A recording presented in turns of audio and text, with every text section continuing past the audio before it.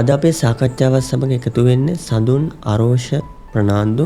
ඔහු ශේෂ්ත්‍ර කීපයක් නියෝජනය කරන මාධ්‍ය වෘත්තකයෙක්. කොහොමද සඳුන්? හොඳින් ඉන්න.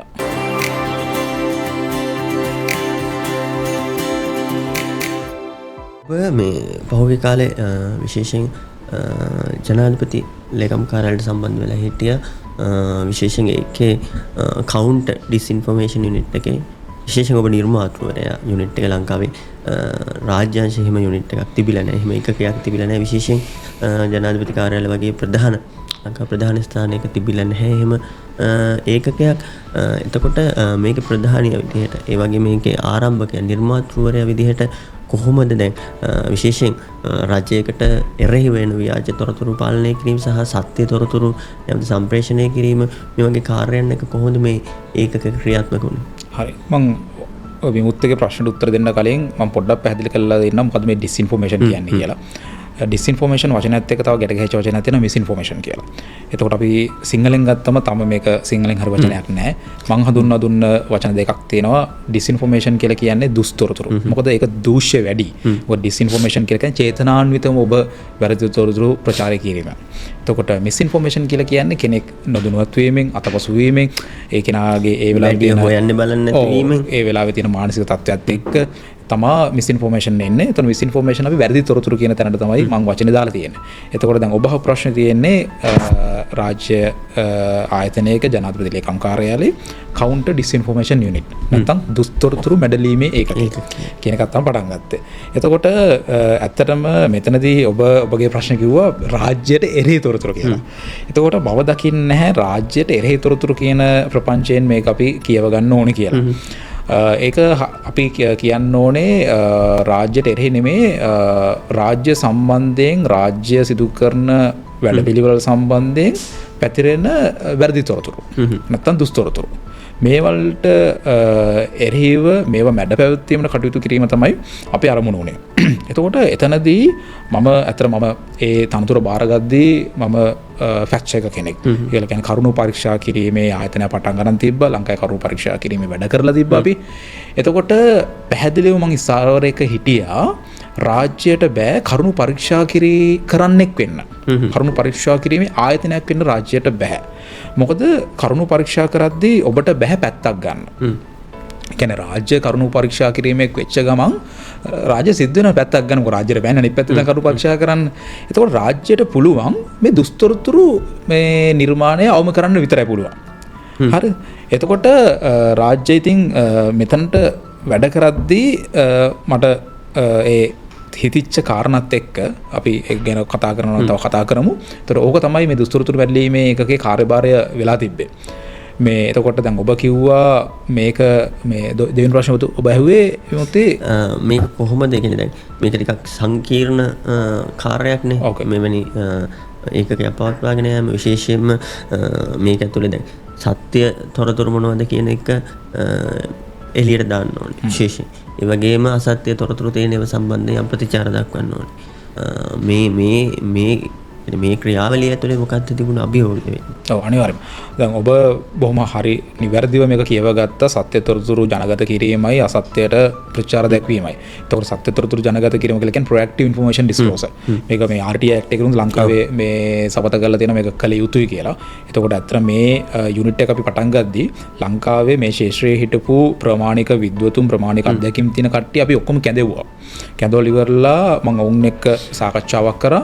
එතකොට ඒ සාකච්ඡාවේදී විශේෂයෙන්ම ආචාර්ය රංගකලන් සූරිය කිව්ව දෙයක් තමයි මේ proactive information disclosure කියන එක හරි වැදගත් මෙතනදී. විශේෂයෙන් රාජ්‍ය ආයතනවලදී. එතකොට ඒක කියන්නේ යම්කිසි සිද්ධියක් සම්බන්ධයෙන් අසත්‍ය ජනගත වෙන්න කලින් අපි අපේ කාරණය සත්‍ය අපි ජනගත කරොත් එහෙම අසත්‍යයට ඉඩක් නැති වෙනවා.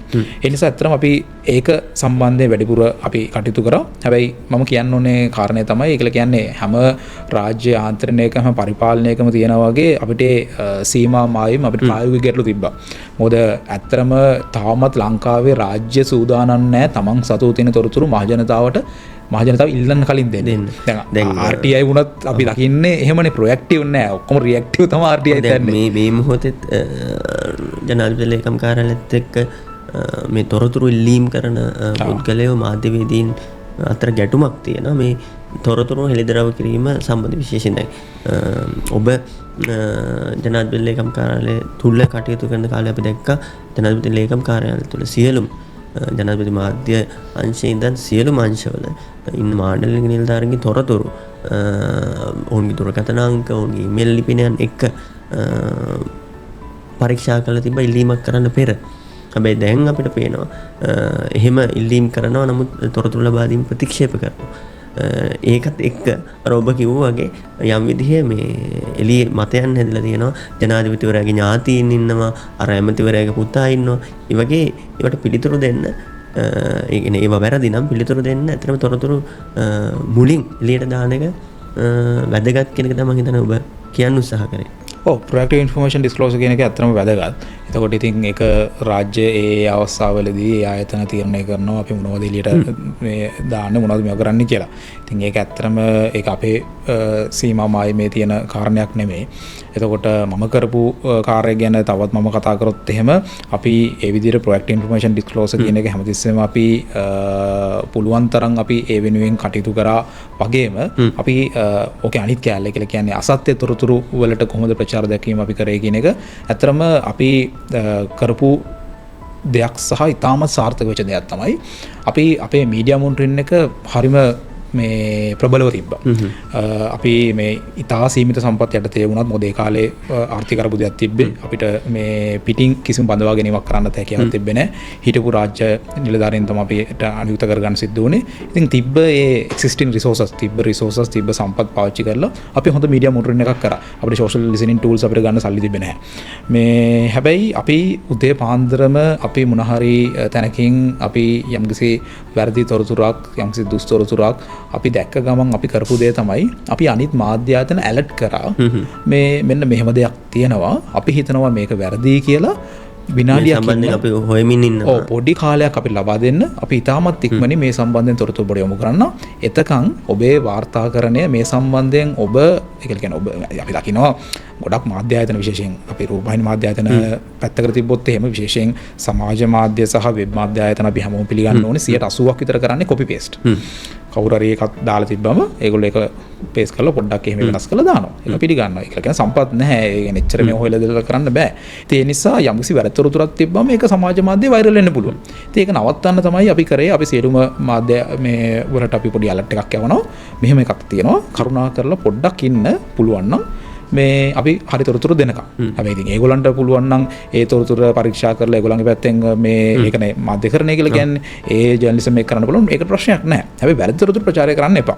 එතකොට ඒක ඇත්තටම බොහොම සාර්ථක වුණා. මොකද අපිට මතකයි ඒක සැරයක් ලංකාවේ ප්‍රධාන ධාරාවේ පුවත්පතක මේ ප්‍රධාන හෙඩිම විදියට තිබ්බා මේ ලංකාවට ආනයනය කරපු සහල් වල විස තියෙනවා කියලා. ඉතින් ඒක තා ප්‍රබල දෙයක්. මේ අර මේ ඇත්තටම මහජන කැළඹීමක් ඇති වෙන්න පුළුවන්. ලංකාවේ ප්‍රධාන ආහාර ඒ කාලේ මේ අපිට මතකයි ඒ කාලේ ලංකාවේ ආහාර හිඟයක් තිබ්බ අවස්ථාවක්. ඒක තමයි රජය වෙලා තීරණය කරලා තිබ්බේ අපි ආනයනය කරනවා කියලා. ඉතින් අපි මේ ටක් ගාලා ලංකාවේ ඒ වෙලාවේ තිබ්බ මේ ආයතනයට අපි කතා කරාම ආයතනිකව එහෙම දෙයක් නැහැ. මේ මෙතන තියෙන්නේ ඒ මේ සහල් වල එක කොටසක් නරක් වෙලා තිබ්බා. ඒ නරක් වෙච්ච ටික අපි අයින් කරලා තියෙනවා. ඊටු ටික තමයි බෙදා හැරීම කරලා තියෙන්නේ කියලා සම්පූර්ණ තොරතුරු අපිට තිබ්බා. ඒතකොට අපි ඒගොල්ලන්ගේ කතාව විතරක් විශ්වාස කරන්නේ නැතුව අපි පල්ලෙහානුත් ඔක චෙක් කරලා බැලුවම හරි ඒ බැච් නම්බර්ස් ටික තාම ස්ටොක් එකේ තියෙනවා. ඊටු බැච් නම්බර්ස් තමයි බෙදලා තියෙන්නේ. අපි ඉතාමත් ඉක්මනින්ම අපි ඒ තොරතුරු ටික හදලා ඉවරලා අපි මේ මාධ්‍යෙන් නිකුත් කරා. එතකොට මාධ්‍යට අවකාශය තියෙනවා. හරි ඔන්න වැරදි තොරතුරක් කියන එකක් තියෙනවා. ඔන්න ජනාධිපති මාධ්‍යාංශය නිකුත් කරපු නිවේදනයේ තියෙනවා නැත්නම් තොරතුරු ටික තියෙනවා. ඒ දෙක පුළුවන් මාධ්‍යවේදීන්ට කම්පෙයාර් කරලා මාධ්‍යවේදීන්ට තමන්ගේ ස්වයං පරීක්ෂාවක් කරලා කරුණු පරීක්ෂාවක් කරලා මේක මේ මිනිසුන්ට කියන්න. ඉතින් ඇත්තරම ඒ පත්‍රයේ පහුවෙන් දෙක නිවැරදි කිරීම කරා. ඒ වගේම අනිත් මාධ්‍යත් ඒ නිවැරදි කිරීම කරා. උන් දැනගත්තා මෙතන මේ යම්කිසි ප්‍රශ්නයක් වෙලා තියෙනවා මේ වාර්තාවේ. ඒ වාර්තාව වැරදි කියන එක පිළි අරගෙන කරා. ඉතින් ඔය වගේ දේවල් අපි එක පැත්තකින් කරද්දී තව අපි කරපු කාරණයක් තියෙනවා. අපි දැක්කා මේ ජනතාවගේ ගැටලු නිරන්තරයෙන් මාධ්‍ය පළ කරනවා. ඒක මාධ්‍ය කරන හොඳ වැඩක්. හැබැයි ඒ ජනතාවගේ ගැටලු අපි දැක්ක දේ තමයි ඒක පාර්ශ්විකයි. මොකද සමහරලාට සමහර වෙලාවට පත්‍රයේ දැන්වීම පත්‍රයේ ප්‍රවෘත්තියක් පළ කරනවා අහවල් බස් නැවතුම් පොලේ මේ විදුලි ලාම්පු කැඩිලා. ඒ කැඩිලා තියෙන නගර සභාවේ වැරද්දෙන් කියලා සමහරලාට දානවා. ඔව්. ඊට පස්සේ අපි හොයලා බැලුවම තියෙන වෙන කතන්දරයක්. නැත්තම් මම හොඳම එකක් ගන්න මේ එකසර ප්‍රවෘත්තියක් තිබ්බ ජාතික රෝහලේ රෝගීන්ට දෙන කෑම වලින් ටොන් මෙච්චරක් කුණු බක්කිර යනවා කියලා. ඒ කියන්නේ අපත යනවා කියලා. ඉතින් අපරාධනේ ජනතාවගේ සල්ලි. එතකොට අපි යෝගෙන හොයලා බැලුවම ඇත්තම ඒ නම්බරේ වැරදි. අපත යනවා කතාව හරි. හැබැයි නම්බරේ වැරදි. එතකොට ඒ වගේම අපත යන එක වළක්වා ගන්න ඒ වෙලාව ජාතික රෝහල අධ්‍යක්ෂකවරයා පියවර රැසක් කරන් තිබ්බා. අනිත් එක රෝගීන්ගෙත් මේ ප්‍රශ්නයක් කියලා තිබ්බා. මොකද රෝගීන් අර නිකන් දෙන දේ ඕන දෙයක් ගන්නව නිසා ඒ හම්බෙන කෑම එක කන්න බැරුණත් කන්න පුළුවන් වුණත් රෝගීන් එක අරගෙන තිබ්බා. ඒ කියන්නේ අර මේ නිකන් දෙනව නම් අර දෙමළ පත්‍ර දෙනවා වගේ කතාවක් තියෙනවා. අර මේක නිකන් දෙන්නේ කරගෙන තිබ්බා. ඉතින් රෝගීන් දවස් අවසානයේ ගෙදරුණුත් කෑම කියනවා. අර කෑමේ නිකන් දෙන විසික් කරනවා. ඉතින් රෝගීන්ටත් ඒ වෙලාවේ කියන්නේ අපිට මිනිස්සු විදියට අපි හැමෝටම මොකද අපි සල්ලි මේ. එතකොට අපි අවසාන වශයෙන් අපි හැමෝටම වගකීමක් තියෙනවා. තමන්ට ඒක මේ පාවිච්චි කරන්න බෑ නම් තමන්ගේ සීමාවට ගන්න. තමන්ට කටයි නම් කන්න පුළුවන් කටක් ගන්න. සීමිත සම්පත් තමයි තියෙන. විශේෂයෙන් ඒ වගේ කාලෙක ඉතාලම අසීරුවෙන් තමයි මේ සෞඛ්‍ය සේවය පැවතුනේ. හැබැයි දැන් මම දැක්ක අතර ඒකට හොඳ මේ උත්තරයක් විදියට මේ වෙද්දී මේ රජය තීරණය කළා තියෙනවා මේ කෑම් වේල බොහොම ලස්සනට දෙන්න. මම දැක්ක ඒක රෝහලක නියම ව්‍යාපෘතියක් පටන් ගන්න තිබ්බා. මේ ලස්සන අර අපි හෝටල් වල දෙනවා වගේ ලස්සන පේටිස් වල දෙන්න. ඉතින් ඒ වගේ දේවල් මේ කරන්න ඕනේ. ඉතින් ඒ වගේ මේ පුවත්පත් ගොඩක් වෙලාවට ඒක පාර්ශ්විකව වැඩ කරනවා. මොකද ඒගොල්ලන්ට තියෙන සීමිත සම්පත් වාර්තාකරු වෙනවා. වාර්තාකරු වෙන එක ආයිසරයක් කොළඹ මේ කාර්යාලයේ මේක චෙක් කරගන්න විදියක් නැහැ. ඉතින් ඒක අර අපි කියලා ගෙඩි පිටින් දානවා කියලා ඒකේම ඵල කරනවා. ඉතින් අපි කරපු දෙයක් තමයි අපි ඇත්තටම හොයලා බැලුවා මේ යම්කිසි ජනතාවගේ ගැටලුවක් පළ වුණාම ඒක ඇත්තටම ඇත්තද කියලා. ඒක ඇත්ත නම් අපි කරපු දේ තමයි අපි අදාළ රාජ්‍ය ආයතනයට අපි ජනාධිපති ලේකම් කාර්යාලයෙන් අපි ලියුමක් යවනවා. මෙහෙම ප්‍රශ්නයක් තියෙනවා මිනිස්සුන්ගේ. මේ ප්‍රශ්නෙට ඕගොල්ලෝගේ උත්තරේ මොකක්ද? එතකොට අපි දන්නවා ජන ලේකම් කාර්ය ලියුමක් යනවා කියලා කියන්නේ අදාළ රාජ්‍ය ආයතනය ගැලවෙනවා. ඒ රාජ්‍ය ආයතනය කොහොම හරි ජනතා ගැටලු විසඳන්න උත්සාහ කරනවා. ඉතින් අපේ දුස්තරතුරු මැඩලීමේ එකකින් තිබ්බ වක්‍ර ප්‍රතිඵලයක් තමයි මේ නොවිසඳුණු ජනතා ගැටලු විසඳෙන්න පටන් ගත්තා. මේ මොකද අපි ඒවල ඇත්ත නැත්ත හොයලා අපි ඔක්කොම ඒගොල්ලන්ට report එකක් submit කරපු නිසා. ඉතින් ඒ වගේ වැඩ කිහිපයක්ම අපි කරා. ඉතින් අවසානාවකට වගේ දැන් ඒ යාන්ත්‍රණය මේ සිද්ධ වෙන්නේ නැහැ. ඉතින් මම ඉල්ලීමක් කරන්න කැමතියි පුළුවන් නම් අඩු ගන්න මේ ජනතාවගේ ගැටලු විසඳන්න හරි මේ යාන්ත්‍රණය අලි ක්‍රියාත්මක කිරීම නම් හොඳයි කියලා. විශේෂයෙන් දැන් සඳුන් ඔබ කිව්වා කියන්නේ ඒ සමයේ ආර්ථික අර්බුදයකින් පස්සේ ලංකාව යම් කිසි විදිහකට ගොඩනැගෙන උත්සාහ කරමින් තිබුණු යෝගයක්. විශේෂයෙන් IMF වැඩපිළිවෙල ආරම්භ වෙමින් තිබේ. ඒකට පසුබිම සැකසීම මේ සම්බන්ධ විශාල දුස්තොරතුරු දුස්මතයන් ඒ වගේම කියන්නේ ප්‍රොපගැන්ඩා කැම්පේන්ස් ගොඩාක් තිබුණා මේ IMF වැඩපිළිවෙලට විරුද්ධව. නමුත් අපි අද වෙනකොට දකිනවා මේ ප්‍රතිඵලත් කරගෙන විශේෂ වර්තමාන අධ්‍යයත් එක දීර්ඝව ක්‍රියාත්මක කරමින් යනවා. ඒ වැඩපිළිවෙලත් එක්ක මොකක්ද ඔබේ ඒකකයේ තිබුණු සම්බන්ධය වගේම ඔබ මොන වගේ දායකත්වයක්ද ඒ වැඩපිළිවෙලට දුන්නේ? බොහොම ස්තුතියි මේ උත්තර ප්‍රශ්නය අහුවට විශේෂයෙන්ම IMF සහ World Bank ADB මේ තුනත් එක්කම අපිට සාකච්ඡා තිබ්බා. ඒතකොට ඒ සාකච්ඡාවල විශේෂයෙන් World Bank එක අපෙන් කරපු ඉල්ලීමක් තමයි විශේෂයෙන් දැන් මතක් කරගෙන යනවා නම් ආසියානු සංවර්ධන බැංකුව ADB එක මේ අවුරුද්දේ අපිට දෙන්න ලෑස්තිලා හිටපු මුදල් ප්‍රමාණය මිලියන තව 100ක් වැඩි කරලා දෙන්න එකඟතාවය පළ කරලා තියෙනවා මේ තියෙන තත්ත්වයන් එක්ක. හරි. එතකොට මේ විශේෂයෙන් World Bank එක ඒ නියෝජිතය අපේ කරපු ඉල්ලීමක් තමයි මිනිස්සු අපේ මැදිහත් වීම වැරදි විදිහට ගන්නෙ. මේ ඒක සාධාරණයි. මොකද මේක ලෝකේ අපි ඒක හඳුන්වන්නේ මේ post truth කියලා. නැත්නම් පශ්චාත් සත්‍ය නැත්නම් සත්‍යෙන් පසු අවධියක තමයි මිනිස්සු ඉන්නේ. එතකොට මිනිස්සු මේ මොකද්ද මේ post truth කියලා කියන්නේ? සත්‍ය තියෙනවා, කරුණු තියෙනවා. හැබැයි කරුණු අරඹය මිනිස්සු තමන්ගේ මතවාද, විශ්වාස, තමන්ගේ පෞද්ගලික මේ අභිමතාර්ථත් එක්ක තමයි මිනිස්සු මොකද්ද ඇත්ත කියලා තේරුම් ගන්න. කියන්නේ සමහරලාට අපි කරුණු පැහැදිලි. ඔව් ඒක හරි කරුණු පැහැදිලි. හැබැයි මගේ විශ්වාසය තියෙන මේක. ඒ නිසා මම හිතනවා නෑ IMF එක ලංකාවට මෙදිහත් තියෙම වැරදි. IMF එක කියන්නේ බිල්ලෙක් වගේ මිනිස්සු මතවාදක හිටියන්. ඉතින් ඇත්තටම මේ දේවල් මේ අපිට එක රැයකින් මේව කරන්න බෑ. හැබැයි ඔබ කියපු විදියට අපි මේ වැඩපිළිවෙල කරද්දී අපි ඇත්තටම proactive information disclosure හිටියේ. IMF මොකද්ද කරන්නේ? මොනවද මේකෙන් ලැබෙන ප්‍රතිලාභ කියන දේවල් අපි විශේෂයෙන්ම සමාජ මාධ්‍යත් එක්ක එකතු වෙලා අපි මේ කරුණු ජනගත කිරීම මේ කරා. ඒතකොට ඔබ කියපු විදියට අද ප්‍රතිලාභ ප්‍රතිඵල ලැබිලා තියෙනවා. මිනිස්සු අද ඉගෙනගෙන තියෙනවා IMF එක නැත්නම් World Bank එකේ මැදිහත් වීම ඔය කියන වගේ බිල්ලෙක් නෙමෙයි කියලා. ඔව් ඒ කියන්නේ විශේෂයෙන් දැන් ඔබ යම් විදිහකට සඳහන් කරගෙන ඔබ ලංකාවේ ප්‍රධාන ධාරාව මාධ්‍ය ආයතන ගණනාවකත් වැඩ කරලා තියෙනවා විශේෂයෙන් රූපවාහිනී ආයතනවල. ඒ වගේම ඔබ ජාත්‍යන්තර මාධ්‍ය එක්කත් සමීපව කටයුතු කරලා තියෙනවා. ඕන එක වැඩසටහන් නිෂ්පාදකයෙක් විදිහට සම්පත්දායකයෙක් විදිහට ඔබ දායකත්වයක් දීලා තියෙනවා ජාත්‍යන්තර මාධ්‍ය ගණනාවක් එක්ක. එතකොට ඔබ යම් විදිහකටත් කිව්වර ලංකාවේ මාධ්‍යවල යම් කිසි විදිහේ සම්පත් වල අඩුවක් තියෙනවා ගැටලු කිහිපයක්. ඔබ මොකද්ද දකින්න විශේෂම වෙනස වෙන්නේ ජාත්‍යන්තර මාධ්‍ය සහ ලංකාවේ මාධ්‍ය අතර? සල්ලි තමයි. ඒක කියන්නේ ඇත්තටම ලංකාවේ මාධ්‍ය ගත්තම දැන් විශේෂයෙන්ම ලංකා හැම මාධ්‍යයක්ම මේ ලාභය අරමුණු කරගත්ත මේ කාර්යයක තමයි නිරත වෙන්නේ. ඒතකොට ජාත්‍යන්තර මාධ්‍ය ගත්තම ඇත්තටම විශේෂයෙන්ම දැන් BBC ගත්තම BBC ලාභය අරමුණු කරගත්ත ආයතනයක් නෙමෙයි. එතකොට දැන් අපි Sky මම වැඩ කරා, CNN වැඩ කරා මම. එතකොට ඒව ගත්තම ඒවල මේ ඔවුන් නිවුස් එකෙන් තමන්ගේ ප්‍රවෘත්ති වලින් ඔවුන් ලාභය හොයන්නේ නැහැ. ඔවුන්ට ලාභය හොයන්න වෙන වෙන ආයතන තියෙනවා. දැන් Sky එක ගත්තා Sky Sport එක තමයි ඔවුන්ගේ මේ ලාභය ලැබෙන තැන. ඒකේ තියෙන සල්ලි තමයි ඔවුන් Sky News එකට දාන්නේ. එතකොට CNN ගත්තා Warner Brothers. එතකොට ඔබ දන්නා Warner Brothers කිව්වම ඒගොල්ලන්ගේ මේ මොනවද මේ ලාභය මේ තියෙන්නේ කියලා.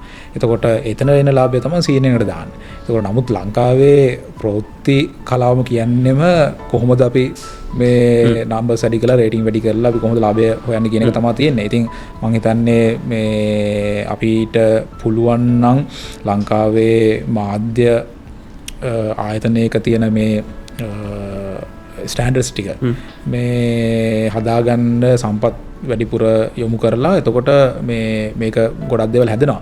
හැබැයි ඉතින් ඒක මේ කියන්නේ ලංකාවේ ආර්ථිකයත් එක්ක ඒක කොච්චර දුරට සාර්ථකද කියලා කියන්න බෑ. අවසානයේ ගත්තාම අපිට ඉන්නේ ග්‍රාහකයන් ප්‍රමාණය විශාල නැහැ. සීමිතයි.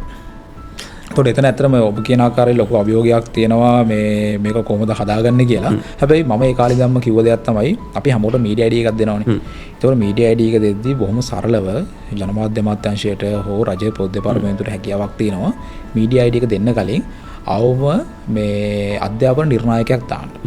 ඒ නිර්ණායකය වෙන්න ඕනේ වෘත්තීය මේ සුසුකමක් විය යුතුයි. දැන් උදාහරණයක් විදියට අඩු ගානේ ජනමාධ්‍යකරණය පිළිබඳ සර්ටිෆිකට් කෝස් එකක් හරි කරලා තියෙන්න ඕනේ. එහෙම කරලා නැති කෙනෙක්ට පුළුවන් මේ රජයේ ප්‍රවෘත්ති දෙපාර්තමේන්තුවට එක සතියක දවස් 7කින් ඉවර කරන්න පුළුවන්. ඔන්ලයින් හරි කමන්න මේ කෝස් එකක් දාන්න. ඒක උගන්වන්නේ මේ රොකට් සයන්ස් නෙමෙයි බේසික් ජර්නලිසම්. මොකද අද එතික්ස් ඒ කියන්නේ එතික්ස් කියන්නේ මේ වැදගත් එකක්. ඒක දෙවනුව මේ එනවා. ඒතර එතික්ස් වලට කලින් ඔබ අද ලංකාවේ මාධ්‍යවේදීන් 10 දෙනෙක්ගෙන් කියලා අහන්න 5W1H කියන්නේ මොකක්ද කියලා. මම මේ කැට තියලා කියනවා 10 දෙනෙක්ගෙන් අඩු ගානේ 5 දෙනෙක්වත් මේක දන්නේ නැහැ 5W1H කියන්නේ මොකක්ද කියලා. උන්ගේ මාධ්‍ය කරන දේ උන් 5W1H ෆලෝ කරන්නේ නැහැ. ඇයි උන් එකක් ඉගෙන ගන්න නැහැ. එකක් උන්ට ඒ සඳ උපදෙස් දීලා නැහැ. උන්ට වෙලාව නැහැ. එතකොට 5W1H ෆලෝ කරනවා නම් ඔය ඔබ කියපු ආචාර ධර්ම එතික්ස් සහන ටිකක් කව වෙනවා. අපි මේ ලොකු දේවල් වලට යන්න ඕනේ නැහැ. ජනමාධ්‍ය අමාත්‍යාංශයට පුළුවන් 5W1H උගන්නන මේ සතියක කෝස් එකක් දාන්න. ඒ කෝස් එක ඉවර කරොත් විතරයි මේ මීඩියා ID එක දෙන්නේ. ඒකට ඔක්කොමලා ඉන්ඩස්ට්‍රි එකේ කැමති වෙනවා. මේ ලොකු දේවල් කරන්න අවශ්‍යයි කියලා මම හිතන්නේ නැහැ. හොඳයි ඒකත් එක්කම මේ අපි දැක්කා අපිට තියෙන තොරතුරු අනුව විශේෂ ජාත්‍යන්තර මාධ්‍ය ආයතන ලංකාවේ විශාල පිරිවැයක් වෙන් කරලා විශාල හෝටලයක් වෙන් කරගෙන ඒ කියන්නේ උන්ගේ කටයුතු සඳහා විශේෂයෙන් පාස්කු ඉරිදා ත්‍රස්ත ප්‍රහාරය සම්බන්ධයෙන් වාර්තා වැඩසටහනක් නිර්මාණය කරා. අපි දන්න විදිහට ඒකට ඔබත් යම් දායකත්වයක් තිබුණේ වැඩසටහනට විශාල පිරිවැයක් දානවා. ඒ අත්දැකීම මොන වගේද? ඔව් ඇත්තටම මේක කියන්නේ ඒ වෙලාව ලංකාවේ ජාත්‍යන්තර මාධ්‍ය ආයතන මේ හැමෝම වගේ හිටියා. එතකොට මම දැක්කා ඒ හැමෝටම පොදු අරමුණක් තිබුණා. ඒක තමයි මේ පාස්කු ප්‍රහාරය පිටිපස්සේ හිටියේ කවුද කියලා හොයන එක සහ මේ වෙද්දී ඉතුරුලා තිබෙන සාක්ෂි මොනවද කියලා හොයන එක. ඔවුන් ඇත්තටම කරේ ඒ වැඩේ.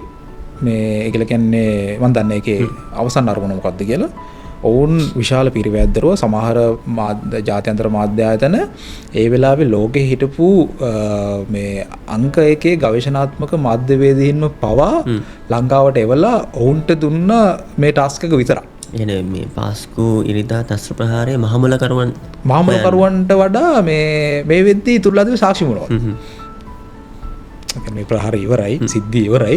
තව කොහෙද සාක්ෂි ඉතුරුලා තිබ්බේ? තව මොනවද තියෙන්නේ? මේකට මේ ගෑවිච්ච තව කවුද තව ඉන්නේ කියන ඒ තොරතුරු ගොඩක් වුන් මේ හොයාගත්ත මම හිතන්නේ මේ කියන්නේ ඒ හොයාගත්ත තොරතුරු සමහර ඒවා අපේ ලංකාවේ බුද්ධ්‍යංශ මේ වලට පවා තිබෙන්නේ නැහැ වගේ තොරතුරු තිබුණා සමහරවිට මේ ඉතින් ඔවුන් මේ අර මොකක් හරි මේ ඒ කරපු වැඩේ මාධ්‍ය වැඩේ ඕන් නිසා උන් සමහර තොරතුරු එළියට දැම්මා.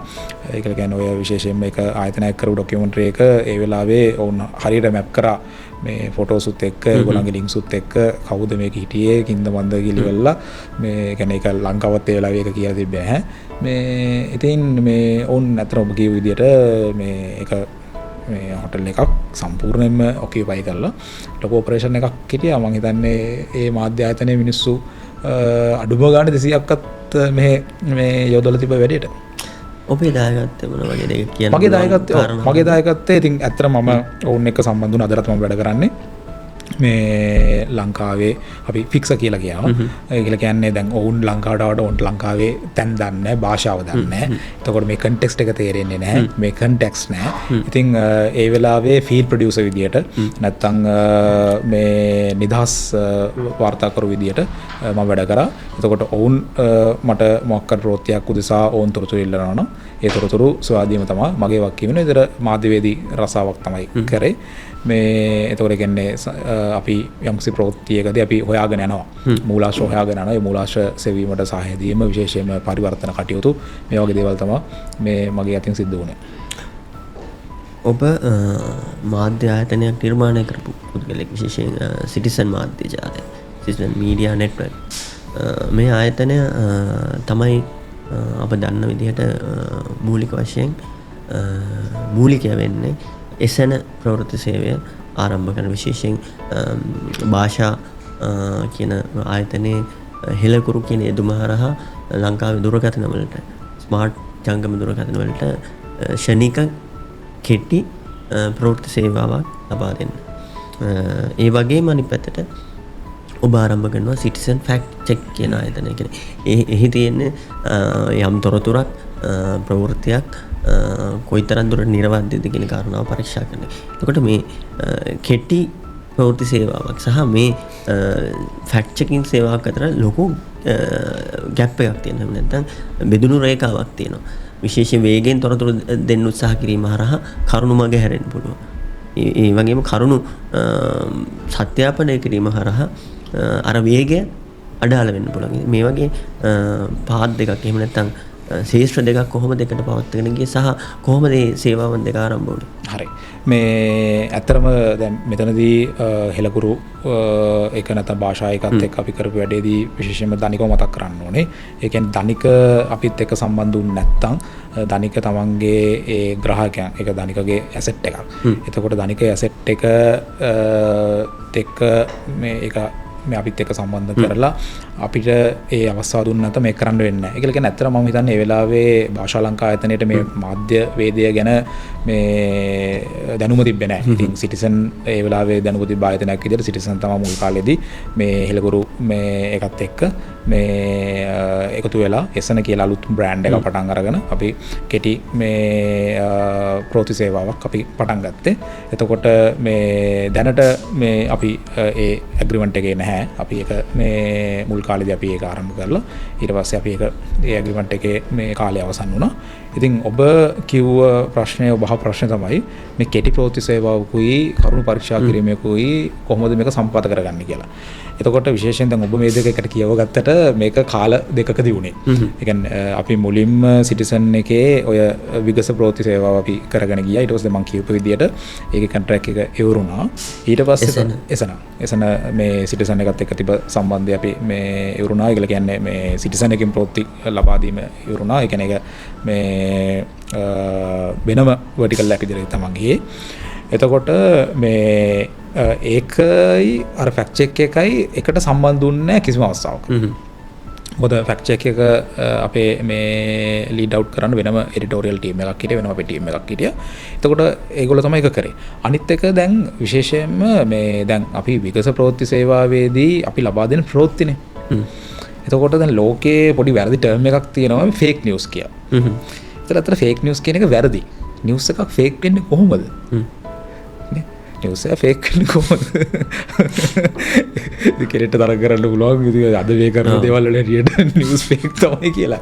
ඒ වුණාට ඇත්තටම ටෙක්නිකලි ගත්තාම මේ නිවුස් එකක් ෆේක් වෙන්න බෑ.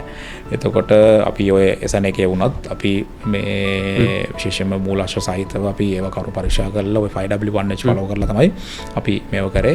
මේ අපි කොච්චර ඉක්මනට ඒ තොරතුරු ලබා දුන්නත් අපිට කිසිම අවස්ථාවක අපි කිසිම තොරතුරක අපි කරෙක්ෂන් එකක් ගහලා තිබෙන්නේ නැහැ.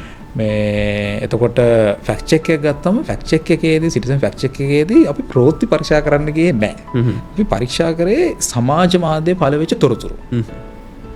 ඒක තමයි අපේ සීමාව. එතකොට සමාජ මාධ්‍ය මොකක් හරි තොරතුරක් වෛරල් යනවා නම් ඒක ගැන මිනිස්සු වැඩිපුර කතා බහට ලක් වෙනවා නම් ඒකේ අපි මොකක් හරි ප්‍රශ්නයක් දකිනවා නම් ඒක මිනිස්සුන්ගේ ජනමතයට බලපෑමක් කියලා කරනවා නම් ඔව් අපි ඒ තොරතුරු ගන්නවා. අපි ඒක අරගෙන අපේ ෆැක්ට් චෙක් මෙතොඩොලොජි එකක් තිබ්බා. ඉන්ටර්නැෂනල් ෆැක්ට් චෙකින් නෙට්වර්ක් එක ෆලෝ කරන සේම් මෙතොඩොලොජි එක. මේ මොකද අපි ඒගොල්ලන් සිග්නේචර් එක ගන්න ඒ සැලසුමේ හිටියේ. මේ එතකොට අපි ඒකේ ෆැක්ට් චෙකින් එක අපි කරා. එතකොට ඔබ අහ ප්‍රශ්නට හරිම කෙටිම උත්තරය තමයි මේ දෙක මේ පැරලල් මේ රන් උනේ නැහැ. මේ ගොඩක් කාලේ පොඩි කාලේ ඒ කියන්නේ පොඩි සමහර තැන් තියෙන්න ඇති. මොකද මේ එසන එක අපි මෑතක් වෙනකම් එසන එකේ පොඩි දේවල් ටිකක් අපි කරා. ඒක පොඩි මේකක් තියෙන නැති. හැබැයි වර්ටිකල් දෙකක්. වර්ටිකල් දෙකක් විතර තමයි මැනේජ් උනේ. එඩිටෝරියල් ටීම් දෙකක් තමයි මැනේජ් උනේ සම්පූර්ණ මේක. ඒකල කියන්නේ විශේෂයෙන්ම මම මේකේ ප්‍රධාන සංස්කාරක විදියට ෆැක්ට් චෙක් එකේ චීෆ් එඩිටර්ට සම්පූර්ණයෙන් මම බලතල දීලා තිබ්බා. ඒ ෆැක්ට් චෙක් එක සම්බන්ධයෙන් රේටින් එක කරන්න. එතකොට එතන අපි කිසිම මැදිහත් වීමක් කරේ නැහැ. අනිත් එක නිවුස් අපි ෆැක්ට් චෙක් කරපු නැති හින්දා අපිට මේ දෙක ක්ලෑෂ් වුණේ නැහැ මොනම අවස්ථාවක. ඒ වගේම දැන් මම හිතන්නේ ඔබ තමයි ෆැක්ට් චෙකින් වලට ලංකාවේ එක්තරා විදිහක මේ ට්‍රැෆික් ලයිට් සිස්ටම් එක අඳුන්වලා දුන්නේ. ඒ ගැන යම් පැහැදිලි කිරීමක්. ඇත්තටම මේ ඒ කියන්නේ මට මේ මම පාරේ යද්දී දැන් මම දැක්ක දේ තමයි මිනිස්සුන් තොරතුරක් දැක්කම මිනිස්සු එකපාරට මේක ෂෙයා කරනවා. ඒ කියන්නේ මට හිතෙච්ච දේ තමයි අපි ෆැක්ට් චෙක් කරන්න ගොඩක් වෙලාවක් යනවා. ඉතින් ඒ වෙද්දී මේ වැරදි තොරතුර ප්‍රචාර වෙලා ඉවරයි. ඉතින් ඊට කලින් මේක නවත්ත ගන්න ක්‍රමයක් නැද්ද කියලා හිතේදී තමයි ඔය පාරේ යද්දී මම දැක්කේ අඩේ අපි දැන් ට්‍රැෆික් ලයිට් එකට ආපුවම අපි නවතිනවනේ දෙයියනේ. නැවතිලා අපි මේ ඊළඟ එළිය වැටෙනකන් අපි බලන් ඉන්නවනේ. ඒතර ඕකම අපිට මේක ගේන්න බැයිද කියලා හිතෙච්ච අවසරය තමයි ඒක මේ අතන ඔබ කිවි විතර අපි අලුත් දෙයක් ලංකාවට දුන්නේ. ඒක කියන්නේ අපි ඉස්සෙල්ලාම අපි තොරතුරක් අපි දැක්ක ගමන් ෆැක්ට් චෙක් කරන අපි තොරතුරක් දැක්ක ගමන් අපි කරන්නේ අපි ඇම්බර් නැත්නම් ඔරෙන්ජ් පාටින් පොඩි කාඩ් එකක් හදනවා. කාඩ් එකක් හදලා අපි මැසේජ් එක තමයි මේක අන්වෙරිෆයිඩ් ඉන්ෆර්මේෂන් එකක් මේක තාම තහවුරු කරලා නැහැ. අනේ පොඩ්ඩක් ෂෙයා නොකර ඉන්නකො මේ මොකද ඒකෙන් මේ මොකද සමහරවිට මේක බොරුවක් වෙන්න පුළුවන් ෂෙයා කරොත් ඔය අනිත් මිනිස්සුත් කරදරයක් කරනවා. ඒ හින්දා පොඩ්ඩක් ෂෙයා නොකර ඉන්න මේක අන්වෙරිෆයිඩ් ඉන්ෆර්මේෂන් එකක් කියන එක අපි මිනිස්සුන්ට කිව්ව වෙලසරින් ගිහිල්ලා. එතකොට අපේ ටීම් එක ෆැක්ට් චෙක් කරලා එනකන් සමහරලාට මිනිස්සුන්ට පොඩ්ඩක් කර අපි ට්‍රැෆික් ලයිට් එකේ අපි නවත්තන් ඉන්නවා වගේ ඊළඟට රතු වැටේද කොළ වැටේද කියලා දන්නේ නැහැ. ඒ නිසා පොඩ්ඩක් මිනිස්සුන්ට ඉන්න අවස්ථාවක් දුන්නා. ඉතින් අපි ඔක සයිට් එකෙත් අපි ඔක මේ දාලා තිබ්බා. මේ ඉතින් අපි අපේ මෙතොඩොලොජි එක ට්‍රැෆික් ලයිට් චෙක් කියලා අපි නම් කරලා ඉවරලා අපි ඔය ක්‍රමයේදී ඉස්සරහට අරන් ගියා. ඉතින් ඇත්තටම ඒක මේ මම දන්නේ නැහැ ඒක කියන්නේ දැන් අපි සිටිසන් ෆැක්ට් චෙක් එක යලි ආරම්භ කරන්නට අපි මට ආසාවක් තියෙනවා. බුරු කියන්න ඕනේ නැහැ මට ආසාවක් තියෙනවා. මූල්‍යමය ප්‍රශ්න තියෙනවා. ඔව් මම ඔබ ලංකාවේ කියන්නේ යම් විදිහකට එවැනි ආකාරයක කටයුතු කරනකොට අතිවිශාල පිරිවැයක් වැය වෙනවා. ඒ වගේම දැන් මේකත් එක්කම සම්බන්ධ කාරණා මම දැන් ඔබට මේකට පිළිතුරක් දෙන්න පුළුවන් මේක කියන එක. නමුත් දැන් අපි දකිනවා මේක ඊටාම තහවුරු වෙච්ච අවස්ථා තියෙනවා. ලංකාවේ ෆැක්ට් චෙකින් වලට සම්බන්ධ වෙලා තියෙන ආයතන විශේෂයෙන් ඇත්තටම කීපයක් මුදල් වලට එහෙම නැත්නම් කැම්පේන්ස් කරන යම් විදිහකට මුදල් අරගෙන කටයුතු කරන අවස්ථා තහවුරු වෙලා තියෙනවා. මොකක්ද ඒක ගැන ඔබේ අදහස? ඒ කියන්නේ ඒක වෙන්නේ අර මූල්‍ය ප්‍රශ්න හින්දාද එහෙම නැත්නම් ඒක කිරීම තුළින් ආපහු අනිත් පැත්තට මේ ෆැක්ට් චෙකින් කියන කාරණාව එක්තරා විදිහකට ඒ ශේෂ්ත්‍රයට තියෙන අර කීර්තිය හරිය ඒක අභියෝගයට ලක් වෙනවා නේද? මේ ඇත්තටම මුදල් ගන්නේ මේ ඒ ආයතන වලට තියෙන මොකද ඔබ නම් කරන ආයතන ගැනත් මම දැනුවත්. ඉතින් මම දකින්නේ ඒගොල්ලන්ට ලොකු මූල්‍ය ප්‍රශ්නයක් තියෙනවා කියලා. මොකද ඒගොල්ලෝ Meta third party fact check-in එකත් එක්ක ඉන්නේ ලොකු මුදලක් එතනින් ලැබෙනවා ඒගොල්ලන්ට. එතකොට මම හිතන්නේ ඒක මේ පුද්ගල මේ වෙන ආයතන වැඩ කරන පුද්ගල බද්ධ දෙයක් කියලා කියන්නේ පොඩි අතන අල්ලස් ගැනීමක් වගේ මේ දෙයක් කියලා අපි නිර්වචනය කරගන්න පුළුවන්. මොකද ඒ කියන්නේ ඒ ආයතන කොච්චර ලොකු වුණත් ඒ ආයතන වැඩ කරන කට්ටියට ගෙවන පඩි වල ප්‍රශ්නයක් තියෙන්න පුළුවන් නේ. හැමෝටම ආර්ථික ප්‍රශ්න තියෙනවා. ඉතින් ඒ වෙලාවෙදි ඉතින් මේ මෙහෙමයි. සමහර අවස්ථාවලදී ඒක ඒගොල්ලන්ට මේ නිවැරදි කියලා කියන්නත් පුළුවන්. මොකද අපි කොහොමත් ඒ ෆැක්ට් චෙක් එක දානවනේ. ඉතින් මම ඉතින් කීයක් හරි අරගෙන මමත් කීයක් හරි බලන්නේ ෆැක්ට් චෙක් එක දැම්ම මොකද වෙන්නේ මම හිතන වැරද්දක් කරන්නේ මම හිතන ඒ ෆැක්ට් චෙක් එක රේටින් එක වෙනසක් කරන්නේ මේ වැරදි නම් වැරදි කියලා කියනවා හරි නම් හරි කියලා කියනවා. ඉතින් මම ඒක දානවා. ඉතින් මම පොඩි ගණන් කරනවා කියලා මම නිකන් කියන්න පුළුවන්. සමහරවිට ඒ මූල්‍යමය ලාභ ප්‍රයෝජන නැතුණත් වෙන වෙන ලාභ ප්‍රයෝජන මේ ලබාගත් අවස්ථාත් අපි දැකලා තියෙනවා. මේ ඉතින් ඒක අර මොනවද කියනවා වගේ අර මේ මිනිස්සුනේ මේ කියලා වගේ එකක් තමයි තියෙන්නේ. නමුත් ඉතින් ඒක ඇත්තට මේ ෆැක්ට් චෙක් එකේ ඉන්ටර්ග්‍රිටි එකට ලොකු ප්‍රශ්නයක් ඒක. මේ ඒක නොවිය යුතුයි. මේ ඒක නොවෙන්න නම් ඒකල කියන්නේ මං හිතන්නේ ඒක මේ ගැන විශේෂයෙන්ම අපි විවේචනාත්මක අදහස් පළ කරන්න ඕනේ. මේ ඒ වගේම මොකද මේ අපිට මතකයි ඔය ෆැක්ට් චෙකින් කරන එක ආයතනයක් පවතින ආණ්ඩුවට සායලක් වල එක කරුණු පරීක්ෂා කිරීම පළ කරලා තිබ්බා. ඒ වෙලාවේ මේ අපි ඉස්සරහට ඇවිල්ලා ඒක දැඩිව විවේචනය කරා. ඒ විවේචනය කරා ඒ ආයතනවල තියෙන තරහ ගන්න නෙමෙයි. නමුත් මේ ෆැක්ට් චෙකින් ඉන්ඩස්ට්‍රි එක අපිට රැක් ගන්න ඕනේ.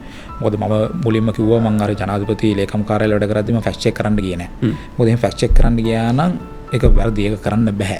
මොකද අපි ඒක බයස් වෙන්න ඕන. ඒ නිසා මම ෆැක්ට් චෙක් කරන්න ගියේ නැහැ. මේ එතකොට ඒ ෆැක්ට් චෙක් කරන්න යන්නත් බෑ. එතකොට ෆැක්ට් චෙකින් කියලා කියන්නේ ඉතාමත් ඉම්පාර්ෂල් වෙන්න ඕන. මේ ඉතාමත් ඉම්පාර්ෂල් වෙන මාධ්‍යවේදීන්ට වඩා තව දෙගුණක් තුන් ගුණක් ඉම්පාර්ෂල් වෙන්න ඕන. ඉතින් ඒ නිසා ඒ බාරදූර කාර්යය කරන්න ඒක බාර ගන්නවා කියන්නේ ලොකු අභියෝගයක්. මේ එතනට ඒ විදිහට තමයි වැඩ කරන්න ඕනේ. මේ ඉතින් ඒ සල්ලි ගන්න වගේ දේවල් ඇත්තටම ලොකු හානියක් මේ ඉන්ඩස්ට්‍රි එකට කරනවා. මොකද අපි දකිනවා ජාත්‍යන්තර වශයෙන් ජාත්‍යන්තර වශයෙන් කියන්නේ ලංකාවේ AFP එක ලංකා ෆැක්ට් චෙකින් කරනවා. ඒ වගේම තවත් ඒ කියන්නේ කලාපීය ආයතනයක් සම්බන්ධ වෙලා කරනවා. ඒ වගේම දේශීය ආයතන විදිහට ආයතන තුනක් මම හිතන්නේ තිබුණා. සිටිසන් ආයතන ඒ වගේම වොච්ඩොග් වොච්ඩොග් කාලයට කලින් නැවතුණා. ඔව් වෙරිටේක මේ ගණ්ඩ කරගෙන යනවා. ඊට අමතරව හැෂ්ටැග් ජෙනරේෂන් කරා මේ දැන් කරන්නේ නැහැ. SLP එකේ පොඩි ප්‍රශ්නයක් තියෙනවා එතන. මූල්‍ය ප්‍රශ්නයක් තමයි එතන තියෙන්නේ. මේ එතකොට මේ ආයතන බහුතරය යම් විදිහකට කියන්නේ හොඳින් ක්‍රියාත්මක වෙච්ච ආයතන බහුතරයකට මූල්‍ය අර්බුදයන් මත මේ සේවාවන් අඩාල කරන්න සිද්ධ වෙලා තියෙනවා. සමහර ඒවා ස්කේල් ඩවුන් කරලා තියෙනවා. සමහර ඒවා සම්පූර්ණයෙන්ම වගේ වැහිලා ගිහිල්ලා තියෙනවා. හැබැයි දැනට ගත්තම ලංකාවේ ආයතන දෙකක් වගේ තමයි ක්‍රියාත්මක වෙන්නේ. දෙකම ජාත්‍යන්තර මූලයන් තියෙන ආයතන.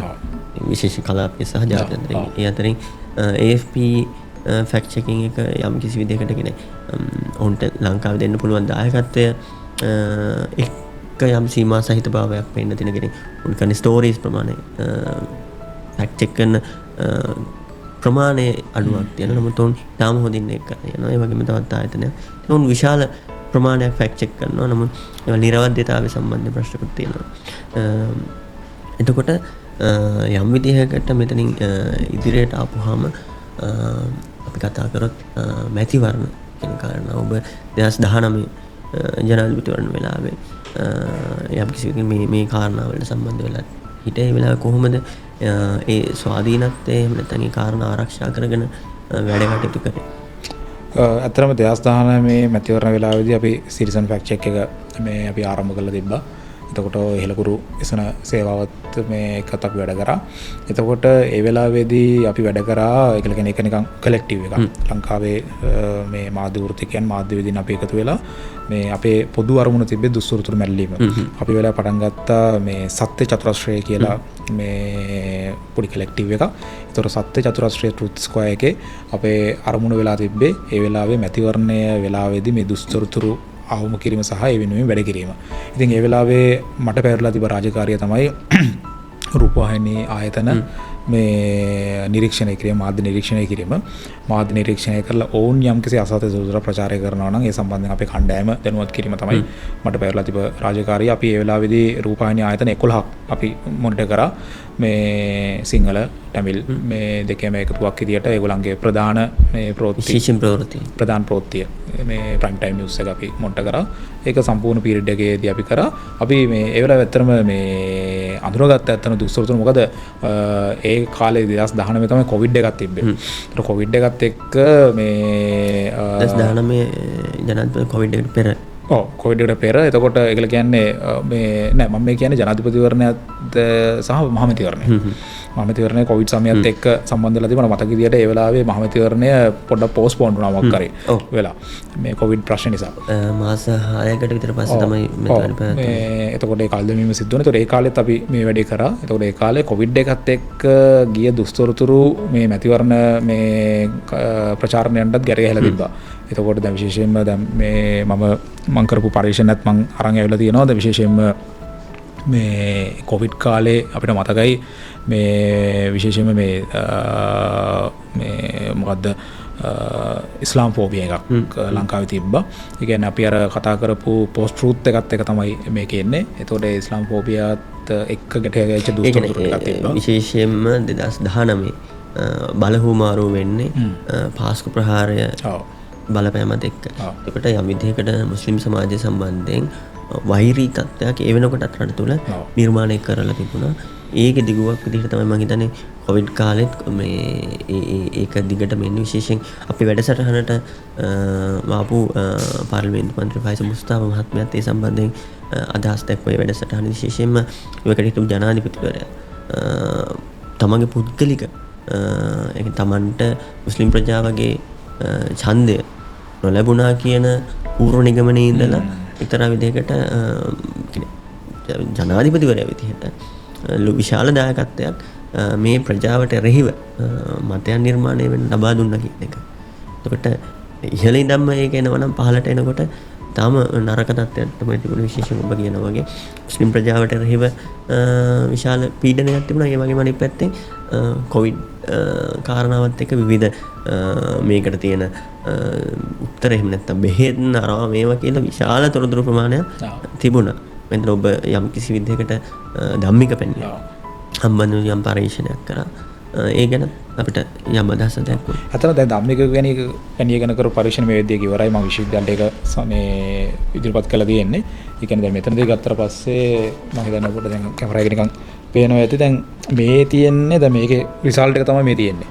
එතකොට දැන් විශේෂයෙන්ම ධම්මික පැනිය ආරම්භ වුණේ 2020 දෙසැම්බර් වල.